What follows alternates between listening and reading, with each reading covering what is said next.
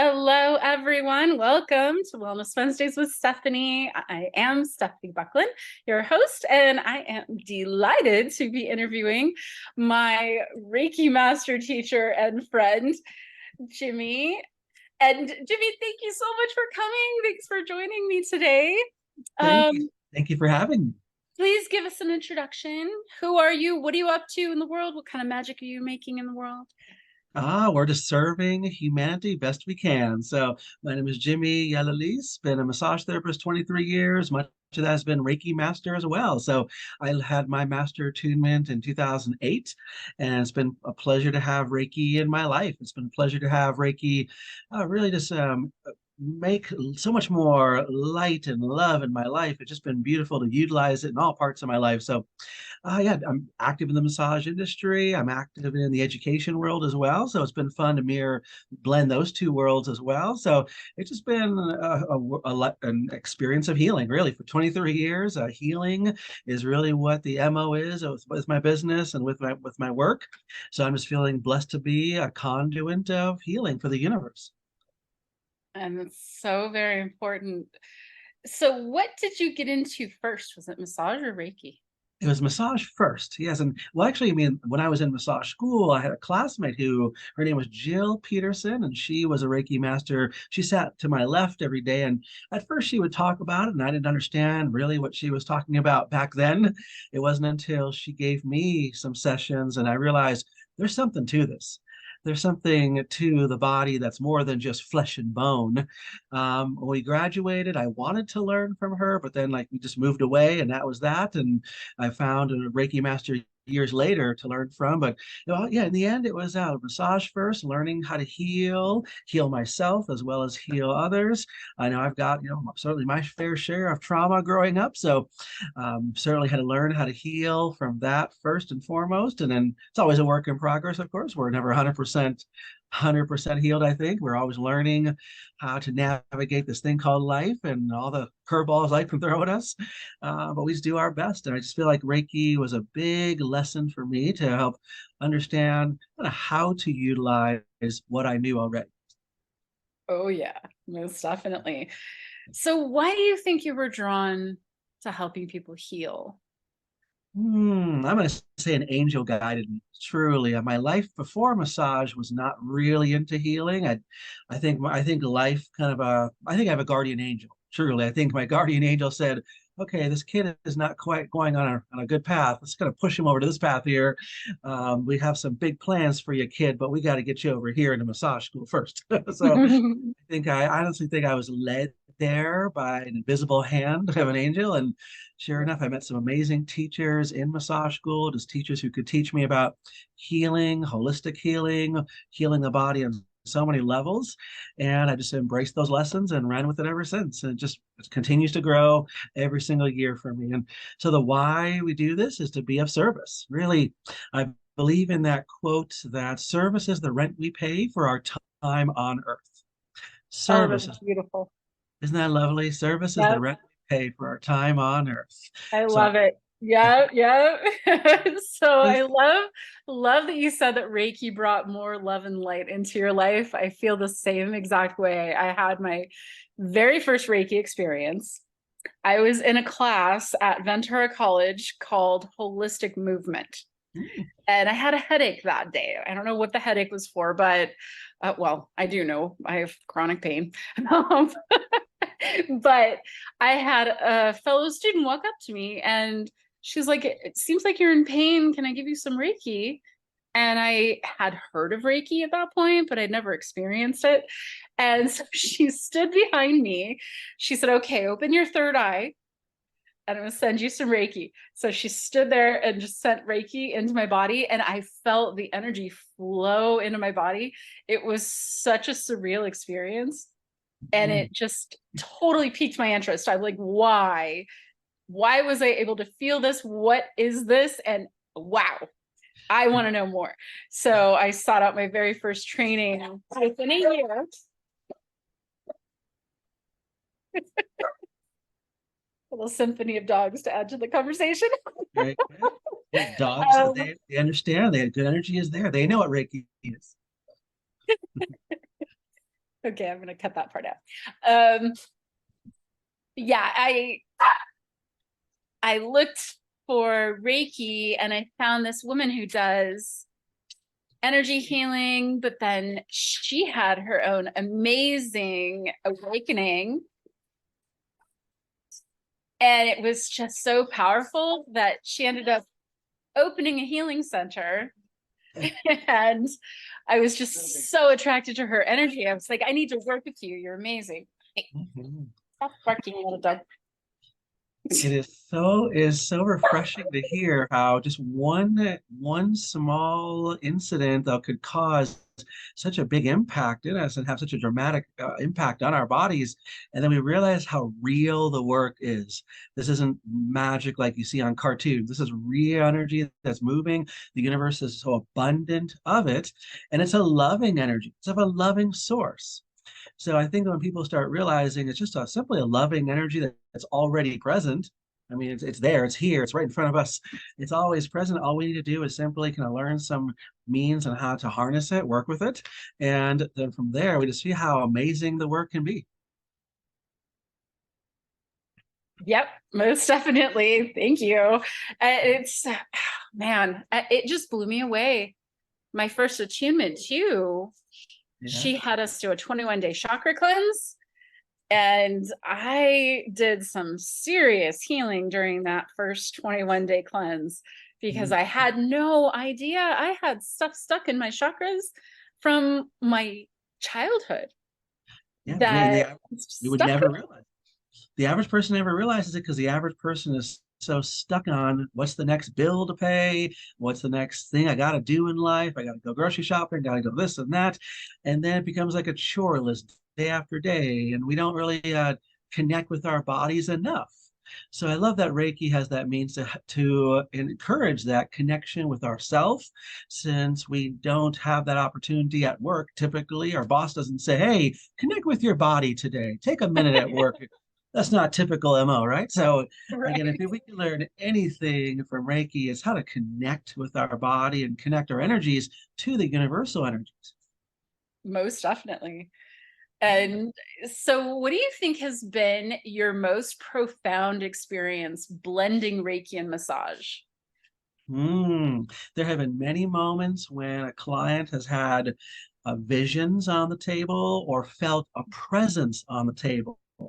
They Mhm. might say, Jim, I thought you had four hands on my body. And I'm like, well, I only have two hands. So I know I was at your head.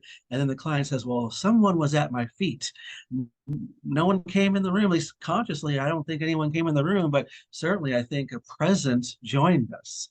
So I think that happens often in Reiki, that under energetic presences might come in. I think it's usually ancestors that come to join the session.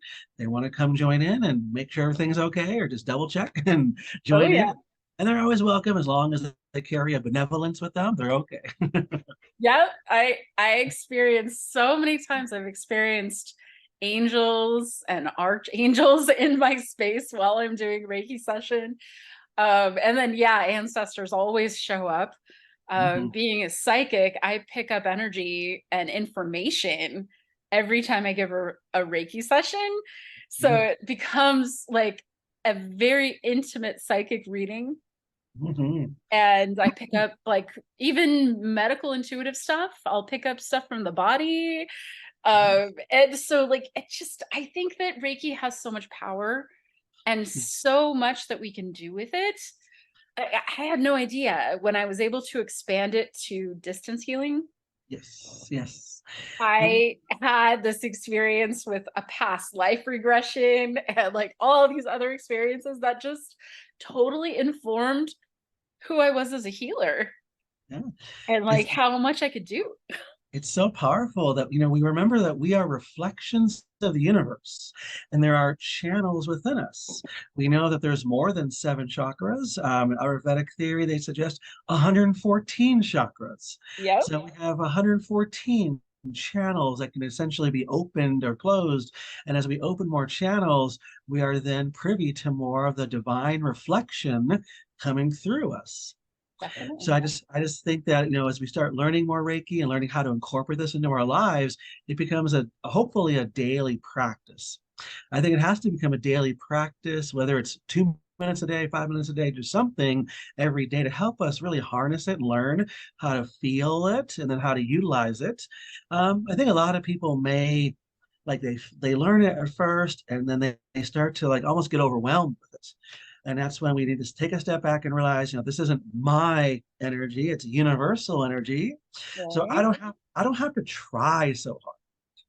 I think some people try really hard, and the more they try, the more their brain might be interfering with how it may work. So if we True. can just take a step back and just let it flow where it needs to go, I'm not trying to make it happen, just let it flow through me into you, then Yeah. I think Reiki knows what to do. Oh yeah. I tell my clients all the time, the Reiki is an intelligent energy. It knows where to go, it knows exactly how to heal you, and it'll stay with you. So, And um, that's just a good point to okay. bring up. Great point to bring up because the nature of trauma healing, I think a lot of individuals start to may wonder, can Reiki help me with my trauma? Can it help me heal? And I think it's always good to remember that people are able to be healed to the extent they're ready. Yes. I can't force the healing. I can't Reiki you deep tissue style, Stephanie. I can't do the Reiki harder on you. I can't force it. Right. But I don't want to ever have a client kind of wonder like, well, it didn't work per se the way I wanted it. I wanted to be cured of my ailment. And Right. maybe, just maybe, there's a learning curve. There's a journey through the ailment that we need to experience. And the healing comes a long way. The healing comes in small pieces, small increments. But I think that is part of my job as a practitioner is to help my clients see that just because you don't get healed just like that doesn't mean it didn't work. It means that we just have more to learn, more to do. The healing Yeah. journey must commence, and we need to give ourselves that time to commence that journey. Yeah. I very often I'll say you might notice subtle shifts. Yes. Very tiny, subtle little shifts that happen in your life in the next couple days or couple weeks, but it's not going to be drastic. It'll be tiny, little tiny things that, perspective shift or an aha moment or an epiphany or like an encounter that just soothes your soul. Yes. And And I think that is really the mark of effectiveness. Do I feel like more peace in my life? And as I get this therapy, if I get this kind of treatments, am I going to feel more peaceful as the weeks go by? If I am, then I think we're on the right path. If not, then we got to re-examine where we are. I know some people do get the big epiphanies all of a sudden, and there it is. There's the answer of healing, and awesome, you were ready to hear the answer. I think though part of the reason some people don't get it right away is maybe we get stuck on these things. oh Maybe yeah. we get stuck on these things too much. And I think that this, whatever we become addicted to, I think it's really important to make mention that if we are addicted to anything, maybe anything that dulls the senses, so we know we can be addicted to just about anything, right? Oh Uh, sure. so I think if we start getting into an addictive mode, addictive behavior that's meant to dull the senses, that may interfere with how we can sense Reiki and sense the healing. So I think a lot of people may need to pause and take a step back and recognize this life habit, whether it's smoking, drinking, whatever it might be. Let's examine the habit, and then once we start to manage the habit, Reiki we know can certainly help overcome those habits so we can use it over time. It just might take a little time. And when my senses become sharper and I become more sensitive to what I feel, I'm able to feel more, feel the energy. Then I think it takes it to the next level of healing. Yep. I totally agree. Well, let's dive in a little bit to childhood trauma and how Mm, we heal as adults, our childhood trauma, because I know that people struggle with childhood traumas, and yet we may not even be aware that our daily lives are dictated by the trauma that happened when we were 6 years old. Quite possibly, yes, indeed. And then once we start getting into discussions on trauma specific, I think it's always good to we make mention to the audience that by no means am I talking about any one person out there listening. Mm. Everything I'm sharing is just general information. And of course, your doctor, your psychiatrist, they know your condition best. Just so it's clear that again, the discussion Mhm. like this takes a certain sensitivity, and I want to make sure that I'm being sensitive to that. That some people are hearing me, and I want to make sure they're hearing me in a healthy context here, Excellent. Thank you. because childhood trauma is a very sensitive topic, and it can be approached from different angles. And I think ultimately it takes healthy awareness on understanding myself first. And I just want to read a couple maybe definitions of awareness, because awareness is a big idea. And if It really someone is. and the Yeah. more people hone awareness, and maybe classes like learning Reiki, learning classes like chronic healing and Reiki and cranial sacral therapy, and those therapies, polarity therapies, those do a great job of presenting how do I become aware of the body, aware of the sensations and the subtle cries and whispers of the body. So one definition I love of awareness is knowledge or perception of a situation, fact, event, or circumstance. Just simply, there's a knowledge of it, and I perceive that from my lens. Mhm. After all, Stephanie, I'm a Greek from Chicago. So growing up as a Greek from Chicago, I guess I was brought up in a certain way to view things from that angle. And then I go to massage school and I hear other people talk about healing in other ways. And I'm like, that's unique. That's interesting. I never would have thought of that. So one, being open to possibilities that there might be another way to view the knowledge that I have acquired. Beautiful. Uh, I think another degree of awareness is a concern about or having a well-informed interest in a particular situation or development. So I have a concern or a well-informed interest. Concern doesn't have to be negative, it just means I have a conscious effort towards it and I'm contemplating it and I'm trying to show an interest in how this can relate to me. So awareness is a interesting word to use here, but I think I need to have some level of awareness to add a healthy context to what I'm experiencing with trauma. Because Mhm. trauma can be a really tricky word. In the medical world, in other worlds of health and wellness, this is a tricky word. Oh, Because yeah. we know trauma can be a physical, mental, emotional, even spiritual nature. People can go through spiritual trauma as well. Oh, yeah. And I just want to read a definition from maybe a medical book first, the medical idea that the clinical definition for trauma would be a direct personal experience of an event that involves actual or threatened death or serious injury. So direct personal experience. Now that might be in person or it could be through these things too. Oh, yeah. One thing I wonder, Stephanie, is if we're scrolling through the social media and I'm seeing the same old news. Uh-oh, bad news again, bad news again, bad news again. It's creating it's reinforcing a trauma response in the brain. Oh, yeah. And the brain does have a trauma response mechanism to it. They technically call it the Papez circuitry.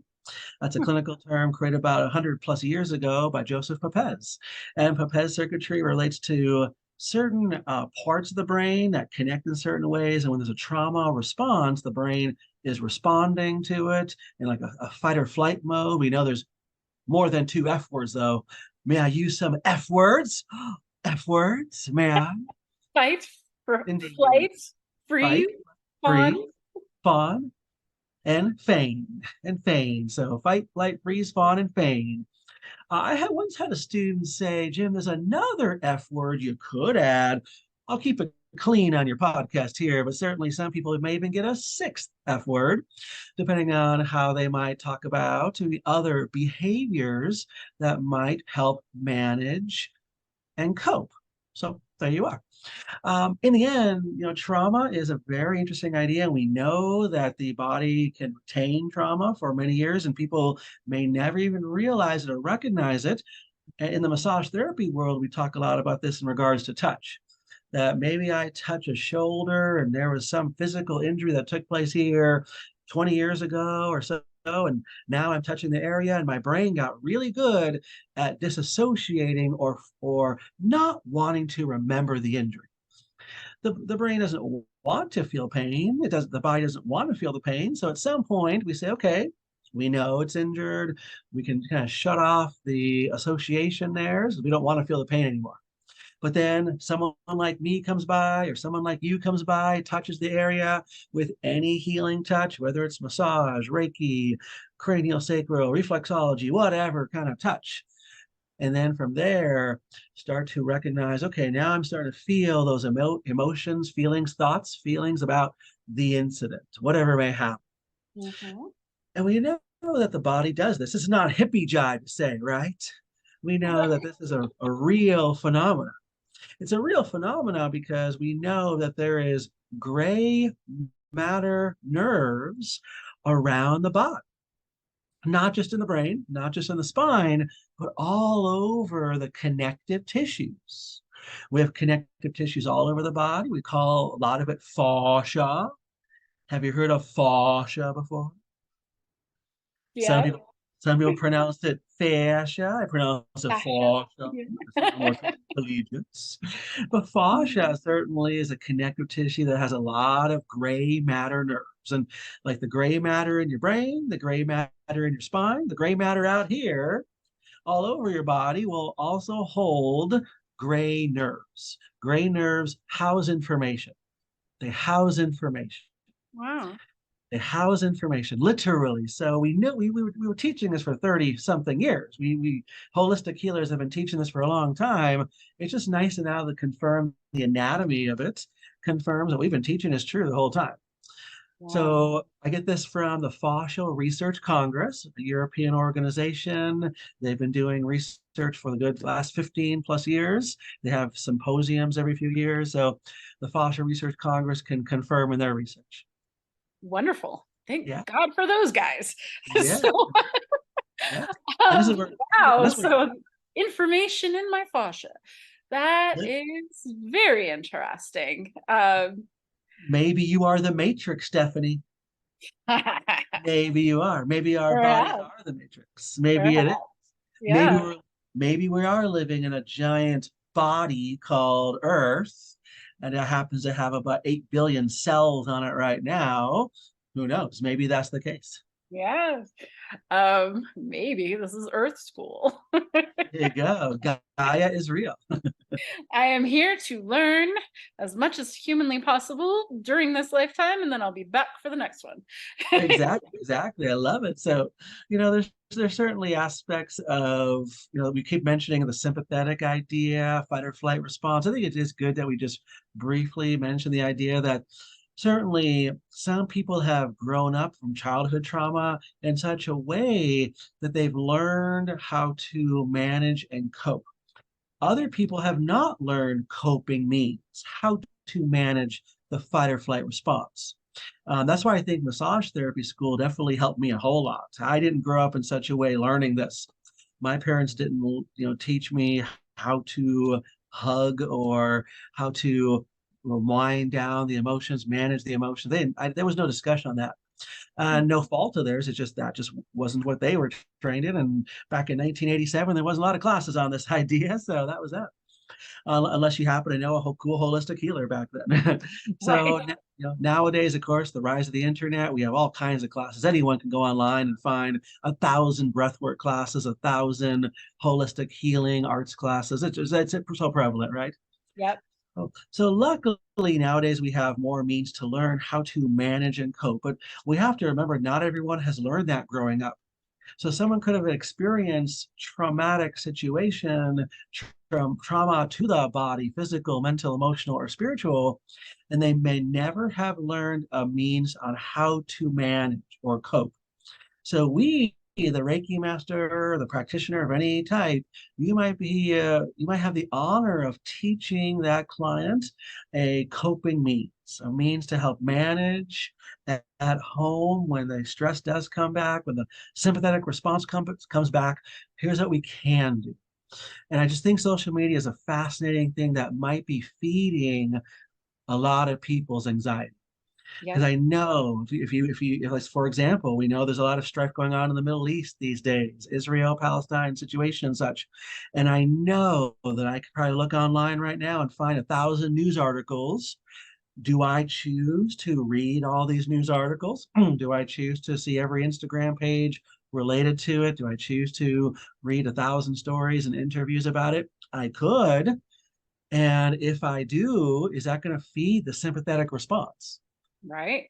If it is, then maybe reading all those articles isn't healthy for me. It might not be. So Yep. again, to each his own with social media. I know it's a blessing and a curse in many ways. It certainly connected us, Stephanie. So I'm happy social media connected us. So that's good. But I kind of wonder, I think everyone should kind of do an evaluation and say, if I'm getting a sympathetic response, and that could be my physical body is reacting, my heart's racing, my breathing is racing, my body is just kind of feeling more and more tense with every Facebook feed I read. Maybe I need to then maybe put that phone down and just kind of say, okay, I've read enough.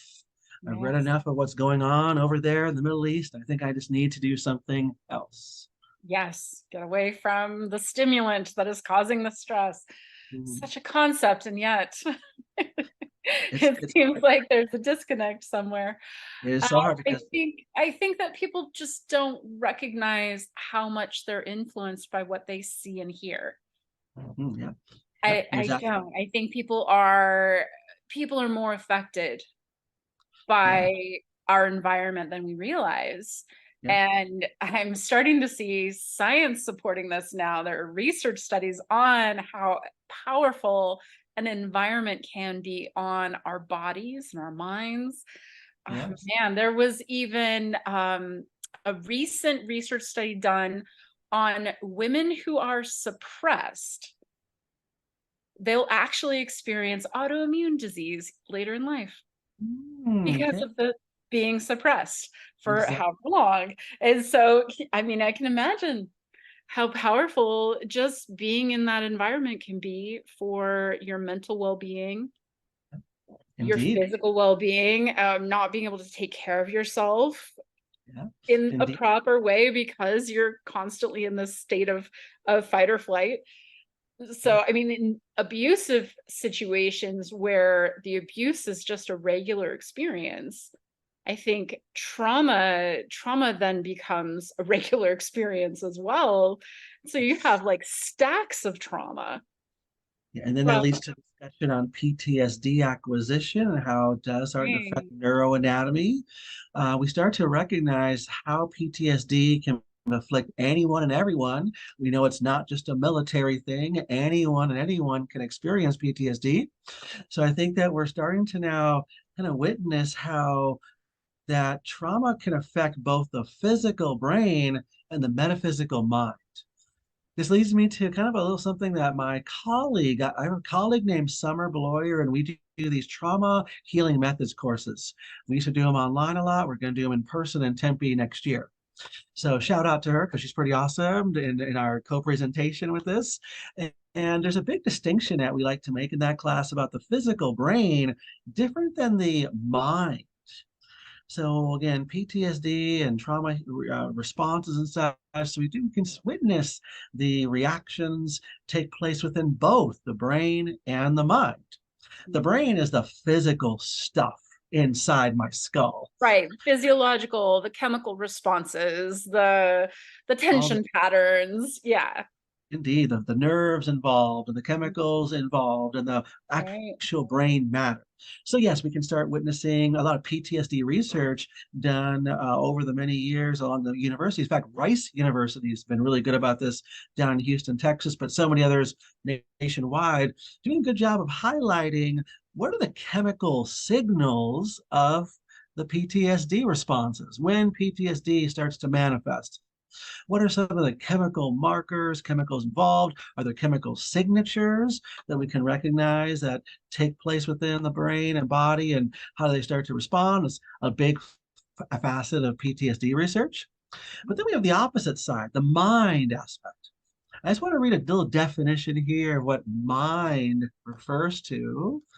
That mind refers to the intellect and consciousness expressed in thoughts perception, memory, emotion, and imagination. I really like that word imagination. I hope no one in the audience listening has ever lost their imagination, but maybe people have. Well, when people are 5 and 6 and 7, again, having the imagination to create play, to create something. And then at some point, some people have lost that imagination. Yeah.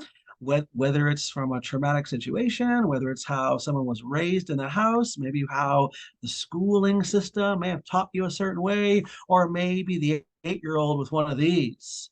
Maybe Right, this, right. Or the it's time to put down childish things could right, be like educated out of you, that you yeah, cannot that's right. be imaginative, you must be logical. Right, because you're growing up now. Yeah, we're in the 5th grade. Now you need to start thinking in 5th grade terms, right? Right. I kind of wonder if this is telling kids how to think, or like you just said, an educator telling you, don't think this way, only think that way. That Mhm. starts to really, I think, curtail the imagination. Oh yeah. And so I think that when it comes to the mind aspect, yes, we can start noticing how trauma affects physical brain and maybe EMDR or other exposure therapies, cognitive therapies, medications can help alleviate the physical brain aspects. But then we get the holistic care that might impact the mind. How I think the mind can be referred to as the ethereal house of consciousness. Yes. The Okay. ethereal. Ethereal is a fun word, isn't it? Yeah, it is.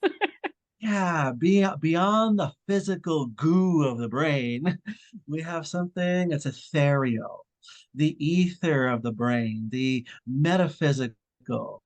And I think that if we can help to, with the holistic arts, whether it is a cranial sacral, polarity, Reiki, pranic healing, whatever you want to call it, or whatever you want to employ, there's 1,000 different energy work modalities nowadays. 1,000 teachers have come up with their own spin on the work, right? Yeah. No matter which one we choose, we know it can all be effective if I do it mindfully. I need to make mention of that there's no only one modality that is the end all be all. And if you learn this, you got it all figured out. 1,000 teachers can teach us 1,000 ways, and it can all work if we do the work mindfully. Yes. Yeah. So I think as we do the work mindfully, we can start to feel beyond the physical. And I think that's where Reiki comes in so powerfully, right? And there's a Oh thousand yeah. forms of Reiki. So many teachers teach it their own way. But Yes. if I start to think about what Reiki really is, it simply is that transmission of universal energy, not mine, but universal energy. And the universal energy will start to help to ease and bring ease to the ethereal bodies, not just the physical body, but the ethereal levels. I think it was the Ayurvedic faiths that talked about the koshas, the Mhm. 5 koshas, if you're familiar with the 5 koshas. Yes. 5 koshas of the body, kind of the different levels off the physical body. Physical body is just one of the koshas. So the same idea. Perhaps if we start interacting at the different levels out here, I'm out here a few feet away from me, and I can still sense myself. Maybe people have done astral projection in the past, and maybe they're looking down from the astral plane, seeing their body. And I think that's a good example of the mind healing more than the brain healing, but we start having moments of astral healing, astral projection, having the sixth sense, or the, I would say, seventh or eighth or ninth sense, all the claries, clairvoyance, clairsentience, all the claries come to mind. Then I think now we're really healing the mind. Oh yes. Yeah, I think so too. Yeah.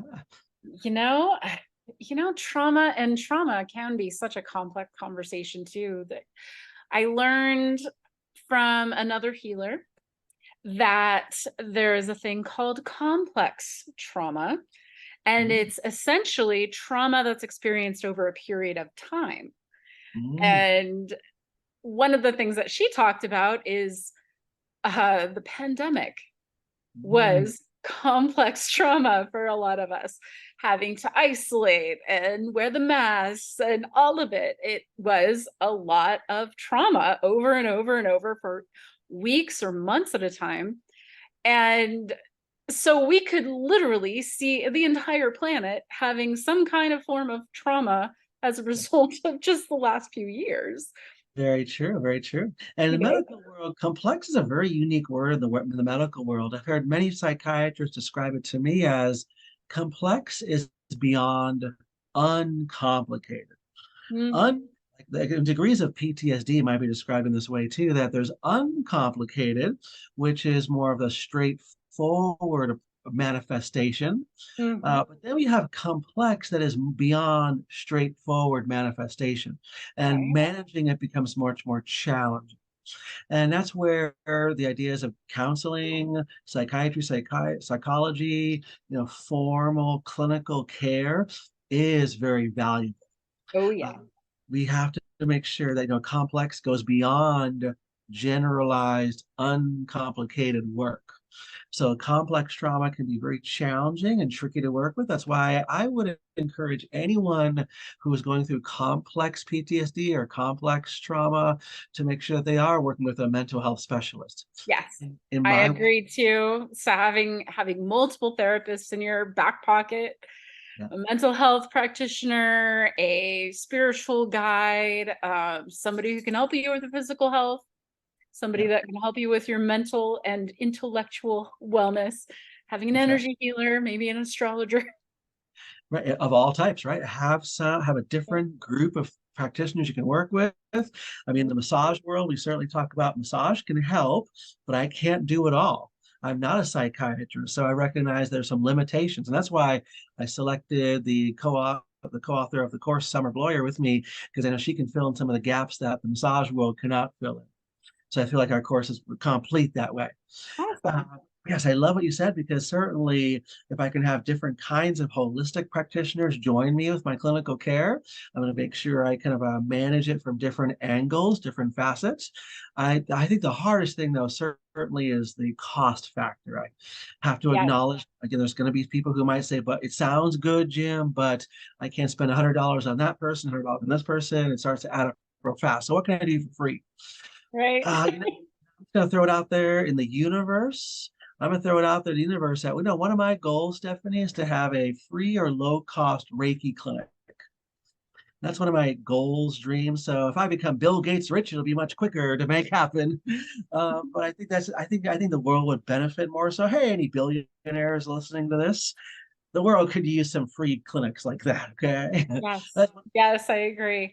I have a vision of this beautiful integrated wellness center that helps people heal. And it's like a resort, and people can come there for weeks at a time and heal. And yeah, yeah. long-term vision. It might take a little grant money to make happen, but I think we can make it happen. I think there's enough Great. people on board who understand the need for this, because Exactly. life is full of stressors, and healing trauma can be such a interesting idea when we start looking at what is the nature of how the trauma has affected us. And again, we could go back to those 5 F words we mentioned: fight, flight, freeze, feign, and fawn. Those are fascinating words to use in medicine, because those words kind of show how the body may respond to the stressful environment.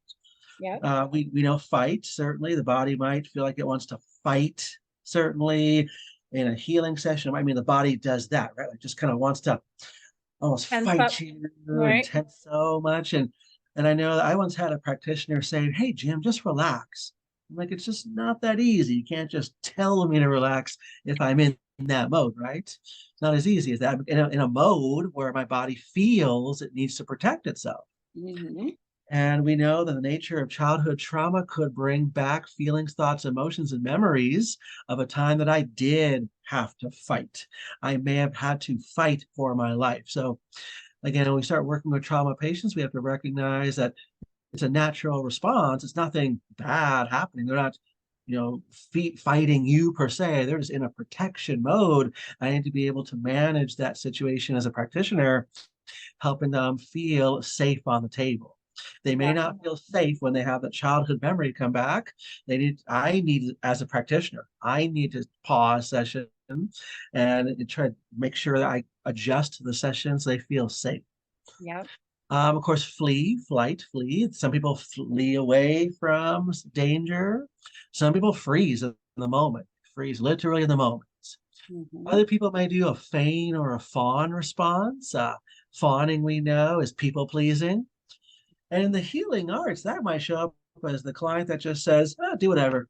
Just do whatever. I don't care what you do. Just do whatever. And oh no, are you really on board? I'm not so sure. So I would like to make sure that my client is on board with the treatment plan. It's Reiki, even though Reiki doesn't involve a lot of touch. Maybe it could involve some touch.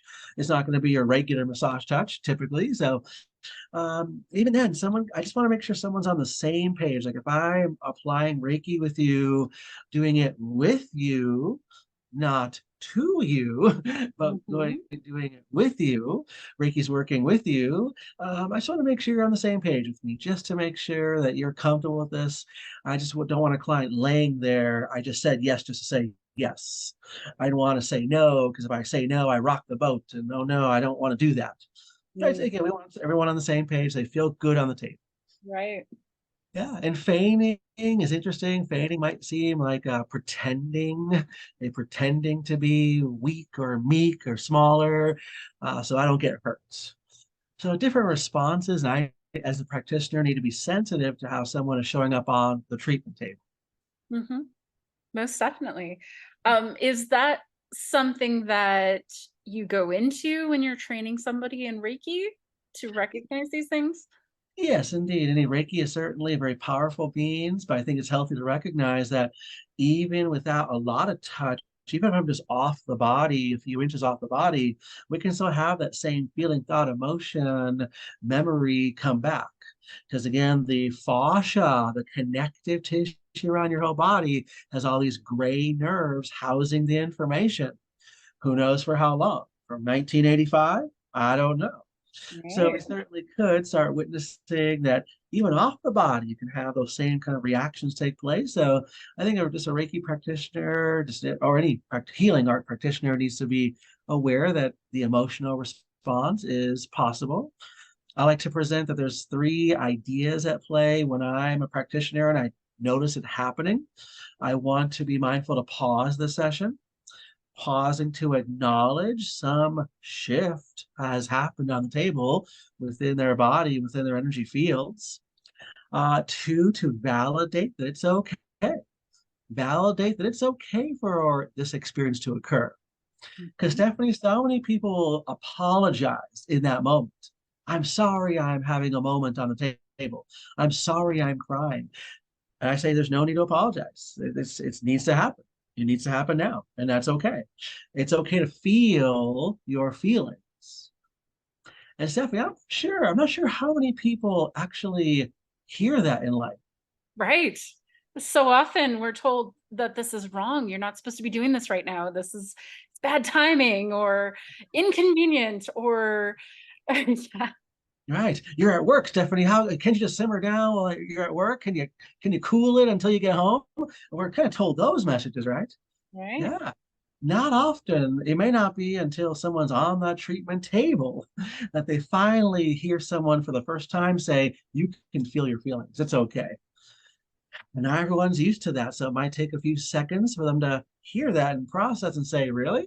It is actually okay? Hmm. I will do that. So it might take a little while. And then I'll continue as directed by the clients. The client needs the onus of control when they go through sympathetic responses. They need the onus of control. So allow them to dictate what is needed next. I've had some clients say, just hold my hand. Cool. I will hold your hand. I've had people say, stay at my feet, hold my feet. Cool. Whatever you need, I will offer in the moment. Hmm. So I think it's healthy we recognize that in Reiki training, we do our best to get that idea across. And again, I just hope that everyone who's a healer and has healing art experience has had some training on that regard. How do I interact with that patient, that client, when they are in need due to the somato-emotional responses? Most definitely.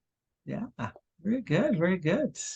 So yeah, so much goes on with trauma healing. I feel like there's one more key aspect we should mention, Stephanie, about if I'm going to work with people who are going through trauma, I need to make sure before they leave my treatment facility that they have at least one tool with them. because I may see them once a week, once a 2 weeks, once every month. They live with it every day. So I need to make sure that they have a tool they can use at home if you start feeling this again at home tonight, tomorrow, next day. Let's do this Mm, treatment tool so you can wonderful. learn to cope and manage. Yeah, can you give me an example? I think breath work is the best example. I think that most people can do easily. You don't have to be a special trained therapist to do breath work because we all need to breathe. Yep. I'm a big fan of the visualization as I breathe. I'm a big fan of visualizing a color with my breath. And as I visualize a color, that color enters my lungs. I can do this with my eyes closed. Perhaps I have my favorite mudra in my hands, or just imagine a certain color entering my body. And then as that color fills my lungs, I can then breathe that color into the body part I need help with. I've done this with many women with fertility challenges, and I imagine I have them on the table. Imagine themselves breathing the colorful light breath into the uterus, into the abdomen. Fill the uterus, fill the abdomen with that color. So every breath they take in, more color is drawn into their lungs, into the abdomen, into the uterus. Hmm. I think that color visualization is powerful. It helps get their mind kind of engaged, and it can still bring ease because the colors of a healing color, whatever it is for them. I Yeah. don't tell them what color it has to be. Oftentimes it turns out to be blue because blue seems to be a good healing color, but it can be whatever is good for that person. And just breathing more of that in, just allowing that breath work to work can be a really powerful means, whether it's 5 minutes, 2 minutes, 8 minutes, whatever, how many minutes it takes, that daily practice can be wonderful.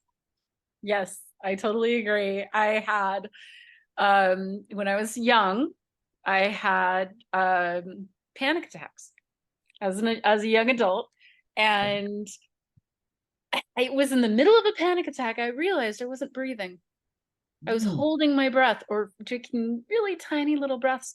And I thought to myself, I wonder if I just take deeper breaths, if I can resolve this. And sure enough, next time I had the experience of getting into a panic mode, I just started taking deep breaths and I calmed myself down before the panic attack happened. And all of a sudden, I had a solution for panic attacks. I didn't And have to have them anymore. what a great thing you share there, because I was fortunate to have a first grade teacher teach me something like that in the first grade. The teacher, like when I felt upset as a child, okay, Jim, let's go here and let's breathe first. She didn't tell me to calm down. I remember this distinctly. She didn't tell me to calm down. She just said, let's just breathe. Let's just breathe. And then how do you feel? Oh, I feel better. Cool. So again, luckily, I mean, I just had the good fortune of a first grade teacher that could do that. Yeah, Not everyone has grown up in such a way where anyone taught them that. The first time they hear about it is in holistic art school, right? Reiki right. as an adult. So I think that might be just a good reminder that again, that just we can't assume everyone's learned this as a youth. We have to remember that everyone goes through a learning curve, and everyone needs to learn this at some point. Especially Stephanie, when someone asked me the other day, can I learn Reiki? I don't know if I have the gift. And I told her everyone can develop this gift. Everyone can. You're not born a Reiki master.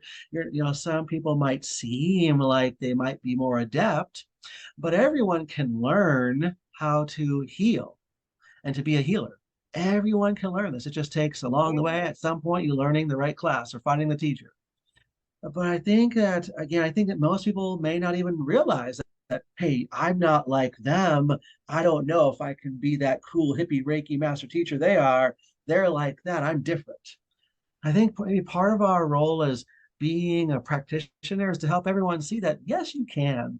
You don't have to look a certain way. You don't have to wear the crystals. You don't have to look like you're on Yoga Journal magazine. Everyone can do this, right? Everyone, you don't have to look a certain way, talk a certain way to do this. I'm a Greek from Chicago, after all. I'm a Greek from Chicago. I think I was a little rough and tough growing up, and that's just my upbringing, and I still learn. So anyone can learn. I think it's just we all need to learn, find our teacher, right? Yep.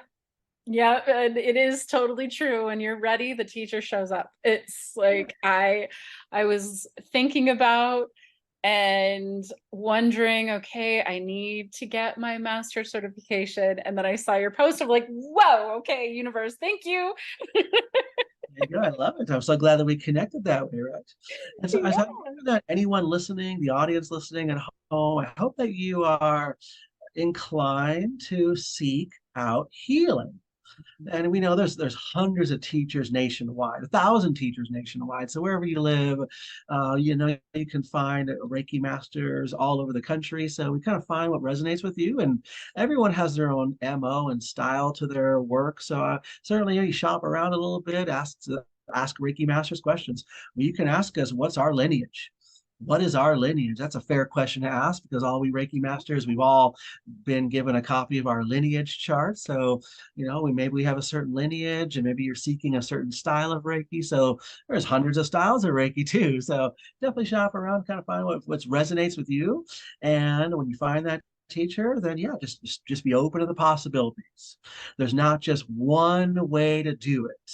And you, as the practitioner, you learn how to assimilate the work for you in your life. You'll learn how to use it for your life. Most definitely. Well, wow, we've had so many different subjects today. Do you have any final thoughts, any inspiration you want to share? I think that energy follows intention.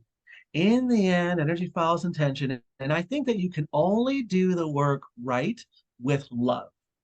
If my intention, as with Reiki or any healing practice, is of love, of service, I can only do it right.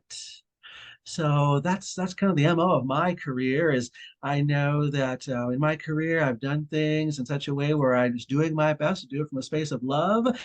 Maybe I'm not the smartest guy in the world. Maybe I'm not the most intellectual. Maybe I don't have the PhD per se, but I just do my work from a space of love and compassion and service. And I think that's what makes the work. Realizing it's not my Reiki, it's of the universe, right? It's of the universe.